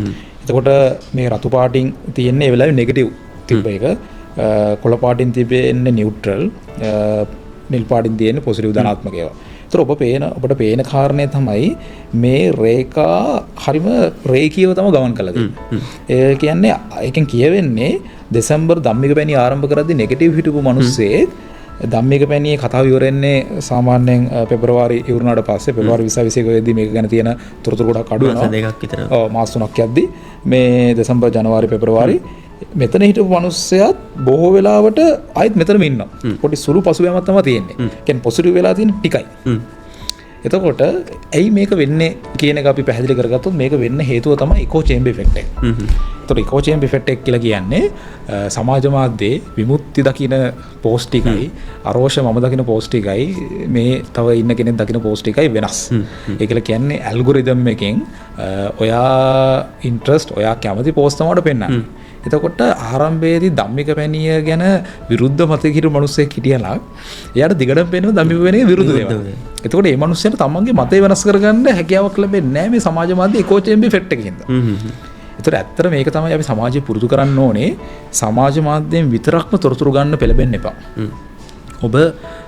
ඔබ විශ්වාස කරන දේට වෙනස් තොරතුරු මූලාශ්‍ර වලට යන්න. ඒ ගියොත් තමයි ඔබට පුළුවන් වෙන්නේ මේ සිද්ධිය ගැන හරිම පුළුල් අදහසක් ගන්න.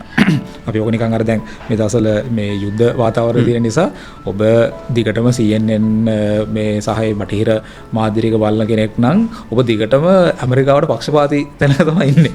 අපි ඔබ ටිකක් අල් ජසීරා, අල් අරාබියා, මොකක් හරි ඉරානයේ නිවුස් ඒජන්සි එකක් පොඩ්ඩක් තව මොකක් හරි අපි ගත්තොත් එහෙම රෂියා ටුඩේ වගේ එකක් බැලුවොත් එහෙම ඔබට හිතනවා ඇමරිකාව මේ පොඩි ප්‍රශ්න තියෙන තියෙනවානේ ඉරානයේ වැරදිම නැහැනේ කියලා හිතනවා. ඒ නිසා ඇත්තටම මේ පරීක්ෂණයනුත් ඒක ඔප්පු වෙනවා මේ ඉකෝ චේම්බර් ඉෆෙක්ට් කියන එක සෑහෙන වැඩ කරනවා. ඒතර දැන් අද දේශපාලනය කියව ගන්නත් ඕක ඇත්තටම ඉතා වැදගත්.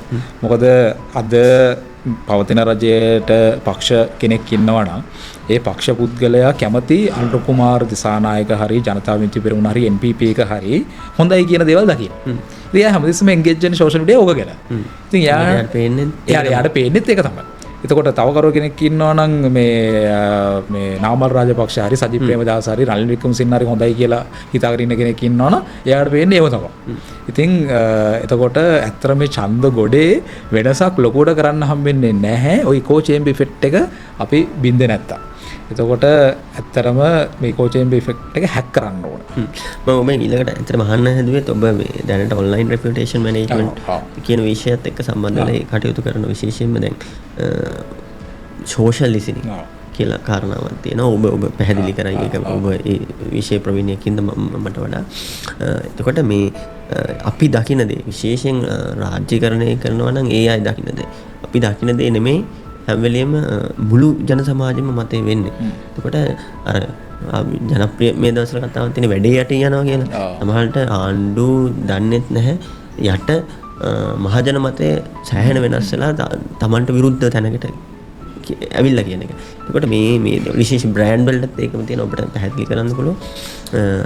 එතකොට මේ වැඩේ යටින් යන එක අවබෝධ කරගන්න නම් ඔබ කිව්වා වගේ මේ ඉකෝ චේම්බර් ඉෆෙක්ට් එක හැක් කරන්න ඕනේ. එහෙම නැත්නම් සෝෂල් ලිසනින් කරන්න ඕනේ. කොහොමද ඒක කරන්න පුළුවන් වෙන්නේ? ඔව්. ඒ කියන්නේ යන වැඩේ අඳුන ගන්න නම් ඉකෝ චේම්බර් මේ හැක් කරන්න නෙමෙයි ඕනේ සෝෂල් ලිසනින් තමයි කරන්න ඕනේ. යන වැඩේ වෙනස් කරන්න නම් ඉකෝ චේම්බර් එක හැක් කරන්න ඕනේ. හරිද? එතකොට සෝෂල් ලිසනින් කියන එක ඇත්තටම ඉතාල වැදගත්. මේ ඒ කියන්නේ ඇත්තටම දැනට ජාත්‍යන්තර මට්ටමේ ටූල්ස් ගොඩක් තිබ්බා. ඒක ගොඩක් මිල අධිකයි. හැබැයි මේ වෙද්දී මේ වෙළඳපොළත් එහෙනම් තරංකාරී තත්ත්වයකට ඇවිල්ලා තියෙන හින්දා දැන් ටිකක් සෑහෙන අඩුවෙක් මේ ටූල් එකක් ඔයාලට පර්චේස් කරන්න පුළුවන්. එතකොට මගේ ඉල්ලීමක් තමයි ඔබ ඇත්තටම ඔබට බලා ගන්න ඕන සමාජ මතය අනිවාර්යෙන් සෝෂල් ලිසනින් ටූල් එකක් ගන්න. ඒ සෝෂල් ලිසනින් ටූල් එකක් ගද්දී ඒකට මැනුවල් එන්ට්‍රීස් දාන්න පුළුවන් ටූල් එකක් ගන්න. මොකද මෙටා API restrictions තියෙනවා. ඔබට බෑ පබ්ලික්ලි කතා කරන සමහර ඒවා ඔබට සෝෂල් ලිසනින් ටූල් එකට ගන්න බෑ. ඒ නිසා ඒක මැනුවල් මොන්ටර් කරන්න සිද්ධ වෙනවා. ඒත් ඒක මැනුවල් මොන්ටර් කරලා මේ ඔබට මේක කරන්න ඕනේ. දැන් අපි මේ ඉන්නේ ඔය මේ සබ්ජෙක්ට් එකේ තමයි. එතකොට අපි ඇත්තට ඔබ කියපු දේ හරි සමහර දේවල් තියෙනවා බ්‍රෑන්ඩ් එක හරි ඒ පුද්ගලයා හරි හිතාගෙන ඉන්නවා අනේ මට හරි හොඳ මතවාදයක් තියෙනවනේ කියලා. මොකද ඒ පුද්ගලයා දකින්න මේව තමයි. එයාගේ ස්ටාෆ් එක වෙන්න පුළුවන්, එයාට සොරතු දෙන මිනිස්සු වෙන්න පුළුවන්. ඒගොල්ලෝ දකින්න මේව තමයි. හැබැයි සෝෂල් ලිසන් එකක් දැම්මොත් තමයි මොකද අපි එහෙම බලන්නේ නැහැනේ. ටූල් එක එහෙම බලන්නේ නැහැ. ටූල් එකට ඔය හැංගීම් දැනීම නැහැනේ. එතකොට ටූල් එක ගිහිල්ලා බලන්නේ කීවර්ඩ් එක. එතකොට කීවර්ඩ් එක ගැන මොනවද තියෙන්නේ? අපි ඒක ඇනලයිස් කරලා ඔබට අපි මේ දිනපතා කියනවා පොසිටිව්ද නෙගටිව්ද මේක වෙනස් කරන්න පුළුවන් කොහොමද කියලා. ඒක වෙනස් කරන්න පුළුවන් කොහොමද කියන එක තමයි ඉකෝ චේම්බර් එක හැක් එක එන්නේ. එතකොට කොහොමද දැන් විමුක්ති මට පක්ෂපාතී නම් විමුක්තිගේ පක්ෂපාතීත්වය වෙන පැත්තකට හරවන්න ඕන කරන තොරතුරු විමුක්තියට පෙන්වන්නේ කොහොමද කියන එක තමයි ඉකෝ චේම්බර් හැක් එකේ තියෙන්නේ. නැත්නම් විමුක්ති හැමදාම මට පක්ෂපාතී වෙලා ඉදී. විමුක්ති ඊළඟ මැතිවරණයේදීත් විමුක්ති ඡන්දෙ දෙන්නේ මට. ඒතකොට විමුක්තිගේ ඡන්දය වෙන පැත්තකට හරවන්න නම් අනිවාර්යෙන්ම ඉකෝ චේම්බර් ඉෆෙක්ට් එක හැක් කරන්න ඕනේ. අන්න එතනදී නේද විශේෂයෙන් මේ අරෝෂ දැන් අපි යාළට කියන්නේ මේ මට මතක නැහැ සිංහලෙන් මොකක්ද කියන්නේ කියලා ඉන්ෆ්ලුවෙන්සර්ස්ලා පාවිච්චි කරන්නේ. ඒ කියන්නේ වෙන කෙනෙක්ගේ ඔඩියන්ස් එකක් ඇතුළට යන්න වෙන කෙනෙක්ගේ ෆීඩ් එකක් ඇතුළට වෙන කෙනෙක්ගේ නිවුස් ෆීඩ් එක ජනප්‍රිය විදිහට කිව්වොත් නිවුස් ෆීඩ් එකක් ඇතුළට යන්න. එතකොට ඒ ලෝකේ එක්තරා විදිහකට මේක නේද මේ මාකටිං ටූල් එකක් විදිහට දැන් ඉස්සරහට එමින් තියෙන්නේ. ඒක එක්තරා ආකාරයක ටූල් එකක් විතර ගන්න පුළුවන්. ඒක ගැටලුවක් නැහැ. හැබැයි ඉන්ෆ්ලුවෙන්සර්ස්ලා ගත්තම දැන් පොඩි ප්‍රශ්නයක් තියෙනවා මේ විශේෂයෙන් Facebook එකේ මේ පෝස්ට් රෑන්කින් කරන සිස්ටම් එක ෆීඩ් එක හදන සිස්ටම් එක මීට වසර කිහිපයකට කලින් වෙනස් කරා. එතකොට ඔබ ඉන්ෆ්ලුවෙන්සර් කෙනෙක් ෆලෝ කරා කියලා ඔබට අනිවාර්යෙන් මේ පෝස්ට් එක පෙන්වන්නේ නැහැ. ඔබ අද ගිහිල්ලා බලන්න ඔබ නිකන් හරි අපි කුමාර සංගක්කාර උදාහරණ ගමුකෝ. කුමාර සංගක්කාර ෆලෝ කරා කියලා කුමාර සංගක්කාර ඵල කරන හැමදාම ඔබට පෙන්වන්නේ නැහැ. කුමාර සංගක්කාර ඵල කරන එකකට මේ ඔබේ යාළුවෙක් එන්ගේජ් වෙලා තියෙනවනම් අන්න ඔබට පෙන්නයි. මේ නැත්තම් ඔබ ඒ එකට ඉන්ට්‍රස්ට් වගේ නම් ඔබට පෙන්නයි. ඒ කියන්නේ උදාහරණයක් විදිහට මේක පැහැදිලි කරගන්න පහසු වෙන්න. කුමාර සංගක්කාර ක්‍රිකට් සම්බන්ධයෙන් පළ කරන පෝස්ට් වලට මම කැමති නෑ. හරියට. මං කැමති එයාගේ ව්‍යාපාර සම්බන්ධයෙන් පළ කරන පෝස්ට්. එහෙනම් මට ඔහු ක්‍රිකට් සම්බන්ධයෙන් පළ කරන පෝස්ට් එක මුලින්ම පෙන්වන්න නෑ. මගේ යාළුවෙක් ඉංගේජ්ලා තියෙනවා නම් සමහරට වෙන්න. ඔබ කියන්න අදහස් කරන්නේ වෙන කාරණාවන්නේ. ඔව් ඒ වගේ තමයි. ඒකල මම කියන්න අදහස් කරන්නේ අපි සෙලිබ්‍රිටිස්ලා ඉන්ෆ්ලුවෙන්සර්ස්ලා ෆලෝ කරන්නේ ඒගොල්ලන්ගේ කන්ටෙන්ට් එකට වඩා පුද්ගලයාටනේ. දැන් කුමාර සංගක්කාරගේ කන්ටෙන්ට් එකට අපි කැමති නැහැ. කුමාර සංගක්කාරගේ අපි කැමති කුමාර සංගක්කාර කියන චරිතයට. හැබැයි එහෙම කන්ටෙන්ට් ක්‍රියේටර්ස්ලා ඉන්නවා. ඒකල කියන්නේ දැන් ඔය නාස් ඩේලි වගේ ගත්තොත් එහෙම අපි කැමති නාස් ඩේලි නෙමෙයි. ඔය ඒ පුද්ගලයා නෙමෙයි අපි කැමති. මම හිතනවා අපි පුද්ගලයා නවත්තන්නේ නැහැ නේද? අපි කැමති කන්ටෙන්ට් එකට. එතකොට මේ ඉතින් එහෙනම් අපි ගන්න ඕනේ කන්ටෙන්ට් දාන කට්ටිය. එතකොට ඒගොල්ලොම වරගෙන මේ කැම්පේන් එක කරගත්තොත් හරි. අපි ඕක යන්න පුළුවන් තව වෙන ලේසි වැඩක් තියෙනවා මේ ඉන්ට්‍රස්ට් කැටගරිස් වලට යන එක. දැන් අපි දන්නවා ඉන්න කැටගරි සෙට් එකක් ඉන්න පූසන්න කැමති. එතකොට ඔබට පුළුවන් නම් ඔබ දේශපාලඥයෙක් විදියට ඔබට පූසෝ ගැන කන්ටෙන්ට් එකක් දාන්න, හොඳ එන්ගේජ් වෙන පූසෝ ගැන කන්ටෙන්ට් එකක් දාන්න ඔබට පුළුවන් ඔබේ නොවන ඔඩියන්ස් එක ටැප් කරන්න. පූසන්ට කැමති ඔබේ නොවන ඔඩියන්ස් එක ටැප් කරන්න. ඕක තමයි සරල වැඩේ. එතකොට දැන් එක්තරා විදිහකට දැන් ලෝකෙත් මේ ගැන යම් කතා බහක් ඇති වෙලා තියෙන මේ සමාජ මාධ්‍ය තමයි දැන් දේශපාලනය සම්බන්ධයෙන් රාජ්‍යකරණය සම්බන්ධයෙන් ලොකු මැදිහත්වීමක් කරන්න විශේෂයෙන් මාධ්‍ය වලටත් වඩා සාම්ප්‍රදායික මාධ්‍ය වලටත් වඩා ඉස්සරහට අවිලා තියෙනවා. එතකොට මේකත් එක්ක විශේෂයෙන් දැන් AI වගේ කාරණාත් ඇවිල්ලා තියෙනවා. මේ දේවල් එක්ක යම් විදිහකට ඉදිරි අපි දන්නා 2029 30 වගේ වෙනකොට ලංකාවේ ජනාධිපතිවරණයක් පවත්වන්න නියමිතව තියෙනවා.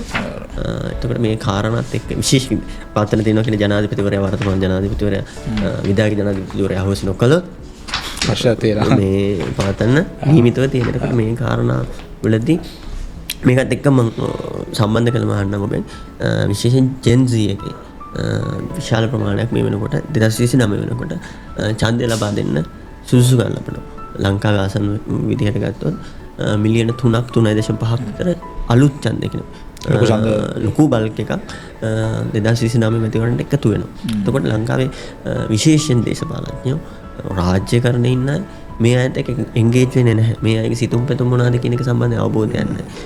සමාජ මාධ්‍යවල තියෙන්නේ අතර මොකද්ද කියන එක සම්බන්ධයෙන් අවබෝධයක් නැහැ. ඔබ මොකද්ද හිතන්නේ 29 මැතිවරණේ වෙනකොට මොන විදිහේ තත්ත්වයක් තියෙවිද මේ අවබෝධය නොකර ගැනීමත් එක්ක මේ හැදෙන ගැප් එකත් එක්ක රාජ්‍ය මොන විදිහේ අර්බුදයකට යයිද? ඒ කියන්නේ මේ තරුණ පක්ෂයක් පටන් ගත්තොත් මේ ලංකාවේ දෙවෙනි විශාලම ලංකාවේ දෙවෙනි විශාලම පක්ෂය වෙන්න හැකියාව තියෙනවානේ.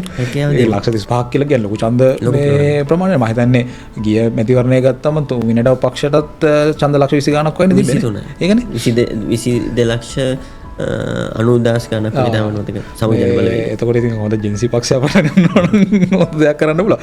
දැන් ඔබ අහ ප්‍රශ්නේ අතර කියන්නේ සමාජ මාධ්‍ය හරිය ප්‍රබලයි. මම දැන් මේ ඔබ කියද්දි මේ පිටුවත් පෙරලා ගත්තේ මගේ මේ පරීක්ෂණයේ විශේෂයෙන්ම ධම්මික පැණිය වෙලාවේදී කොච්චර ප්‍රබලයිද කියලා කියනවා නම් මේ සමාජ මාධ්‍ය මේ ඔබට පේනවා නිල් පාටින් මේ තියෙන්නේ සම්පූර්ණ ඒ වෙලාවේ ධම්මික පැණිය ගැන මේ සමාජ ධම්මික පැණිය නෙමෙයි ඒ වෙලාවේ සම්පූර්ණ කොවිඩ් එක ගැන වෙච්ච කතා බහ. ඒ කතා බහ ඇතුලේ ඔබට පේනවා 60%ක්ම ඇවිල්ලා තියෙන ධම්මික පැණියට. 134යි සෞඛ්‍ය අමාත්‍යාංශය වගේ තැන් වලින් ඔෆිෂියල් හෙල්ත් කමියුනිකේෂන් මේ හෙල්ත් බියුරෝ එක කරපු දේවල් අනිත් ඒවා තව අද තියෙනවා 9 ගණක් විතර තියෙනවා. එතකොට දැන් මේ සමාජ මාධ්‍ය දත්තනේ දැන් එතනත් බලන්න දැන් ඒකලා කියන්නේ තාම ලංකාවේ පරීක්ෂණ වලින් ඔප්පෙන දේ තමයි ලෝකේ සමාජ මාධ්‍ය කොච්චර බලපෑමක් එල්ල කරාට ජනමතයට මේ සමාජ මාධ්‍ය ජනමතයේ ආරම්භකයා කවුද? ආරම්භකයා රූපවාහිනිය. මොකද ලංකාවේ තාම මේ අපි ප්‍රාදේශීය මට්ටමට ගියොත් ලංකාවේ තාම 80%ක්ම තමන්ගේ මේ හවස ගත කරන්නේ ටීවී එකත්. එතකොට ටීවී එකේ යන නිවුස් එක උදේ පත්තර ප්‍රෝග්‍රෑම් එක මේ වලින් තමයි සමාජ මාධ්‍යයේ අපි ඔය කියන ආඛ්‍යානයේ නැරටිව් එක හදන්නේ. එජෙන්ඩා එක සෙට් කරන්නේ. ඒ සෙට් කරන එජෙන්ඩා එක තමයි සමාජවාදී උසන්දුවන්නේ. මොකද ලංකාවේ රූපවාහිනී මාධ්‍යත් එක්ක ගැට ගැහිච්ච ලොකු ෆලෝ බේස් එකකුත් තියෙනවා. ඒකත් එක්ක තව තර්ඩ් පාර්ටි නෙට්වර්ක් එකකුත් තියෙනවා. එතකොට මේගොල්ලන් සෙට් කරන එජෙන්ඩා එක තමයි උසන්දුවන්නේ. මේ දැන් මේ පරීක්ෂණෙත් පේන්නේ ඒක. ඒ වෙලාවේ ධම්මික පැණියේ කියලා එජෙන්ඩා එකක් සෙට් කරා. ඒ එජෙන්ඩා එක ඔන්න 60%ක් උසන්දුවකට. හෙල්ත් ප්‍රොමෝෂන් බියුරෝ එකට ප්‍රොමෝෂන් බියුරෝ එක විතර ඒ හෙල්ත් ප්‍රොමෝෂන් බියුරෝ විතර නෙමෙයි. ඒකල කියන්නේ ඒ වෙලාවේ WHO එකේ WHO ඒවා මේ කියලා කියන්නේ මේ එතන මම අරන් තියෙන කීවර්ඩ්ස් එක ගත්තොත් එහෙම ඒ කියන්නේ 134 ගත්තම විශේෂයෙන්ම PCR Pfizer හෙල වෙදකම අන්න ඔය වගේ දේවලුත් මේ ඔය මං කියන 134 තියෙනවා. ඒතර ඒ ඔක්කොම එකතු කරලා. එතකොට ඒකල කියන්නේ ඒක පේන දේ තමයි මේ ඔෆිෂියල් හෙල්ත් කමියුනිකේෂන් යට ගහලා දෙනවා ඒ වෙලාවේ ආපු සෙට් කරපු එජෙන්ඩ් එක. ඉතින් එතකොට ඔබ අහපු ඒ කියන්නේ ප්‍රශ්නට ආයිත් යනවා නම් ඔබ ඒක යම් විදිහකට තොරතුරු නැතුව ඇති. නමුත් ඔය තත්ත්වෙම තමයි මම හිතන්නේ 2019 ජනාධිපතිවරණ වෙලාවේ ආව මේ ඩොක්ටර් සාවි සම්බන්ධ ඉෂුව එක. ඒකත් පැහැදිලිව සෙට් කරපු ඇජෙන්ඩා එක. ඒක තමයි ඇත්තටම මේ ප්‍රධාන තත්ත්වයකට ආවේ. සමාජවාදී කතාවකට ගියේ. ඉතින් මේ ඒක ළඟ ආයිත් සැරයක් ඔය ඔක්කොම අපිට ගන්න වෙන මේ පෝස්ට් ට්‍රූත් එකත් එක තමයි. මොකද සත්‍ය තියෙනවා. මිනිස්සුන්ගේ මතවාදයේ හැඟීම් විශ්වාසයත් එක්ක සත්‍ය යටපත් වෙලා මිනිස්සුන්ගේ වෙන කාරණයක් කියන එක තමයි ඊට පස්සේ මිනිස්සු ඇත්ත කියලා මේ අරන් යවන්නේ. දැන් අපිට මතකයි මේ ඒ කාලේ කතාවක් ආව වඳ කොත්තු කියලා ආව වඳ බෙහෙත් කියලා ආව. ඒක මේ ડોක්ටර්ස් ලැබිලා කරුණු සහිතව ඔප්පු කරලා වෙන්නවා මේ වඳ කොත්තු කියලා දෙන්නේ නැහැ. දෙයියට පෙත්තක් දාලා කොත්තුකට වඳ කරන්න බෑ කියලා ඉවරලා මේව කරා. හැබැයි මිනිස්සු අදට සමාජ විශ්වාස කරන වඳ කොත්තු. ඇයි? ඒ මිනිස්සු පෝස්ට් ට්‍රූත් එකත් එක පශ්චාත් මේ සත්‍යයත් එක්ක ඉන්න නිසා. මිනිස්සු වඳ කොත්තු අර මොනවාද වඳ වෙන මේ යට ඇඳුම් මේ වගේ දේවල් අරන් මේ අදට මිනිස්සු විශ්වාස කරනවා. ඉතින් මේ ඒක තමයි ඉතින් තියෙන තත්ත්වය. හැබැයි අර ඔබ කියන විදිහට සමාජ මාධ්‍ය බලපෑමක් කරාට ඒ සමාජ මාධ්‍ය බලපෑම එල්ල වෙන්න මූලාරම්භය රූට් එක මම විශ්වාස කරන්නේ අදටත් රූපවාහිනිය. ඔය ආචාර්ය අංගකලන් සූර්ය නාලගුණාර IMS එකෙන් මට මතකයි 2019 රිසර්ච් එකක් කරා. ඊට පස්සේ මහාචාර්ය වාන සමරජීවත් මේ පෙරේදා ලර්නේෂයගෙන් ඒ වගේ රිසර්ච් එකක් කරලා තිබ්බා. ඒ හැම එකෙම මේ ඇවිල්ලා තියෙන රිසල්ට් එක තමයි තාම ටීවී තමයි ලංකාවේ මතයට ඉන්ෆ්ලුවන්ස් කරන්නේ. මොකද ටීවී නිසා දැන් කට්ටිය කියනවා ටීවී මම ටීවී බලන්නේ මම හිතන්නේ ඉන්න කාලේ ටීවී බලලා නැහැ. මේ ටීවී නොබැලුවට ටීවී කියන දේවල් දැන් සමාජ මාධ්‍ය තමයි තියෙන්නේ. ටීවී එකේ මොකක් හරි එකක් මේක එජෙන්ඩ් එක සෙට් කරාම ඒක සමාජ මාධ්‍යයෙන් ඊට පස්සේ උසන්දු වෙනවා. මොකද සමාජ මාධ්‍යයට තාම තනියෙන් බෑ සමාජ මාධ්‍යෙට විතරක් එජෙන්ඩ් එකක් සෙට් කරගන්න. යම් විදිහකට දැන් ඩිජිටල් ෆුට්ප්‍රින්ට් එක තියෙනවා අපි හැමෝගෙම. දේශපාලන නායකයෙක් තියෙනවා. එතකොට යම් විදිහකට 2029 වගේ වෙනවා. මේ තව අවුරුදු කිහිපයක් යනකොට මේ විශේෂයෙන් මේ ජෙන්සි එකේ පරම්පරාව Taman ඡන්ද දෙන්න ඕනේ කවුද කියලා AI එකකින් අහන්න ඉඩ තියෙනවා. මගේ මතය අනුව මම කාටද ඡන්ද දෙන්න ඕනේ. ඒකට AI එකක් ඒකට අවශ්‍ය කරන data මේ ඉන්න අපේක්ෂකව ගැන මේ ඡන්ද ඉල්ලන පුද්ගලයෝ ගැන data ගන්න අන්තර්ජාලයට එකතු වෙලා තියෙන තොරතුරු වලින්. එතකොට ඒ සම්බන්ධයෙන් දැන් ඉස්සර තිබුණා මේ search engine optimization. දැන් ඒක LMS වලටත් ඇවිල්ලා තියෙනවා. එතකොට මේ කාරණා ගැන මොන වගේ අවධානයක්ද දේශපාලනින් ඉන්න අය මොනත දේශපාලනට එන්න බලාපොරොත්තු වෙන අය? ඔව්. අතර දැන් අපේ ඒජන්සි එකනොත් ඒ සම්බන්ධ අපි සර්විස් එකක් ලබා දෙනවා. අපි ඔකට කියන්නේ AEO Search Engine Optimization. ඒකල කියන්නේ අපි එතනදී කරන්නේ මේ අදාළ පුද්ගලයා වෙන්න පුළුවන් අදාළ බ්‍රෑන්ඩ් එක වෙන්න පුළුවන්. මේ බ්‍රෑන්ඩ් එක මේ වෙද්දී ඔය මේ Search Engine වල ඒකල කියන්නේ ChatGPT වෙන්න පුළුවන්, Gemini වෙන්න පුළුවන්, Perplexity වෙන්න පුළුවන්, Claude වෙන්න පුළුවන්. මේවල ඔබ කොච්චර දුරට ඔබේ නිවැරදි තොරතුරු ඔබට අවශ්‍ය කරන තුරු රෑන්ක් වෙනවද කියන එක තමයි අපි මේ නිරන්තරයෙන් ඔඩිට් එකක් කරලා බලන්නේ. ඔඩිට් එකක් කරලා බලලා අපිට ඒක ට්‍රීට්මන්ට් දෙන්න පුළුවන්. SEO වගේම AEO ට්‍රීට්මන්ට් කරන්න පුළුවන්. ඒකල කියන්නේ ඔබ ගැන වැරදි තොරතුරක් රෑන්ක් වෙනවා නම් ඔබ ගැන හරි තොරතුරක් රෑන්ක් වෙන්නේ නැත්නම් ඒ නිවැරදි තොරතුරු ටික ෆීඩ් කරන්න පුළුවන්. ඒකට යම්කිසි තාක්ෂණික උපක්‍රම ටිකක් තියෙනවා. ඒ ටික කරලා AI එකේ ඔබේ ප්‍රොෆයිල් එක ලස්සන හදාගන්න පුළුවන්. ඔබ කියපු කාරණේ ඉතාමත් නිවැරදි. ඒකල කියන්නේ දැන් අදටත් අපි Google search එකේ ගිහිල්ලා කරනවට වඩා අපි දැන් පුරුදු වෙලා තියෙනවා ChatGPT එකෙන් කියලා තමයි අපි අහන්නේ. සඳුන් Google search එකේ වුණත් දැන් ඒ මෝඩ් එකක් දීලා තියෙනවා. ඒ මෝඩ් එක සමහර අවස්ථාවල ඉබේම එනවා. ඔව් දීලා තියෙන. ඉතින් ඇත්තටම වැදගත් 2029 කියලා කියන්නේ තව අවුරුදු මේ 3ක් තියෙනවා. ඉතින් මේ අවුරුදු 3ේදී AI මාර ගමනක් දැන් යලා තියෙනවා. එතකොට මේ අනිවාර්යයෙන්ම හැම ඊළඟට මැතිවරණයක ඉදිරිපත් වෙන හැම කෙනෙක්ටම මේ AI කියන එක අතාරින්න බෑ. තමන්ගේ AI ප්‍රොෆයිල් එක ඉස්සර නම් අපි කියන්නේ සෝෂල් මීඩියා ප්‍රොෆයිල් එක හදාගන්න කියලා. දැන් ඒක කියලා තේරුම් නැහැ. දැන් කියන්න ඕනේ AI ප්‍රොෆයිල් එක හදාගන්න කියලා. මොකද මේ සෝෂල් මීඩියා ප්‍රොෆයිල් එක හදාගන්න තේරුම් නැහැ. මොකද කවුරුත් ගිහිල්ලා සෝෂල් මීඩියා එකේ පේජ් එක බලන්නේ නැහැ. සෝෂල් මීඩියා හොඳයි වගේ කන්ටෙන්ට් ටික දාගන්න. බට් ඔයාගේ AI ප්‍රොෆයිල් එක හදාගත්තොත් සමහරවිට කියන්නේ පෝස්ටර් මේ ගහන්න නැතුව AI ප්‍රොෆයිල් එක හදාගත්ත මිනිස්සුන්ට වින් කරන්න පුළුවන් තත්ත්වයක් තියෙනවා. ඉස්සරට නම් බොහොම ස්තුතියි සඳුන් අපේ සාකච්ඡාවට එකතු වුණාම ඔබටත් බොහොම ස්තුතියි. මම හිතන්නේ අපි කතා කරන්න උත්සාහ කරේ මේ දුෂ්තරතුරු වල ඉඳන් අලුතෙන් ඇවිල්ලා තියෙන AI තාක්ෂණ වෙනකන් කලාපය ඇතුලේ විශේෂයෙන් රාජ්‍යකරණය මැතිවරණ දේශපාලන මේ කලාපයන් වෙනස් වෙන්න ඕන කොහොමද ඒවල තියෙන ගැටලු ප්‍රශ්න මොනවද ඒ වගේම අපේ සම්ප්‍රදායකගේ අරෝෂගේ එක්ස්පීරියන්ස් එක කොහොමද මේ සම්බන්ධයෙන් එකතු කරගන්න පුළුවන් කියන කාරණාව බොහොම ස්තුතියි ඔබටත් වැඩසටහනට එකතු වුණා සඳු ඔබටත් ඔය ස්තුතියි උත්තරා දාගන්නට